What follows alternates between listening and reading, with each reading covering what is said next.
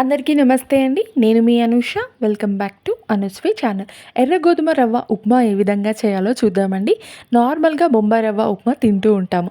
కానీ ఎన్నో పోషకాలు కలిగినటువంటి ఫైబర్ కంటెంట్ అధికంగా ఉండేటువంటి ఎర్ర గోధుమ రవ్వ కొన్ని ఏరియాస్‌లో ఎర్రనూక అని కూడా అంటూ ఉంటారు. దీనితో ఉప్మా చేసుకొని తిని చూడండి, చాలా బావుంటుందండి.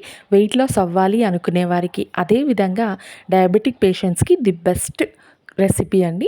ముందుగా అయితే డ్రై రోస్ట్ చేసుకోవాలి. ఒక కప్పు నిండుగా ఎర్ర గోధుమ రవ్వని. నెక్స్ట్ ఒక కడాయి తీసుకొని 3 టేబుల్ స్పూన్ల వరకి ఆయిల్ వేసి, పోపు దినుసులు, పప్పు దినుసులు, ఒక చిన్న సైజ్ ఆనియన్, పచ్చిమిర్చి, ఎండుమిర్చి 2 వరకి తీసుకొని వీటన్నింటిని ఆయిల్‌లో ఫ్రై చేసుకున్నాక వెజ్జీస్ అండి, టమాటో, స్వీట్ కార్న్, బఠానీ ఉంటే వేసుకోండి. ఇవన్నీ ఫ్రై అయిన తర్వాత ఒక కప్పు రవ్వకి 2 కప్పుల నిండుగా వాటర్ వేసి, రుచికి సరిపడేంతగా ఉప్పు వేసుకొని వీటన్నింటిని మరగనివ్వాలండి. కొంచెం మరుగుతున్న సమయంలో ఫ్లేమ్ అనేది లోలో ఉంచేసుకొని డ్రై రోస్ట్ చేసినటువంటి ఎర్ర గోధుమ రవ్వని దీంట్లోకి ట్రాన్స్ఫర్ చేయాలి. ఇప్పుడు మూత పెట్టి ఒక 5 నిమిషాల పాటు మగ్గనివ్వాలి. ఎంతో టేస్టీగా ఉంటుందండి. ఫైబర్ కంటెంట్ ఉంటుంది. అదేవిధంగా వెయిట్ లాస్ అవ్వాలని అనుకునే వారికి పర్ఫెక్ట్ రెసిపీ అండి.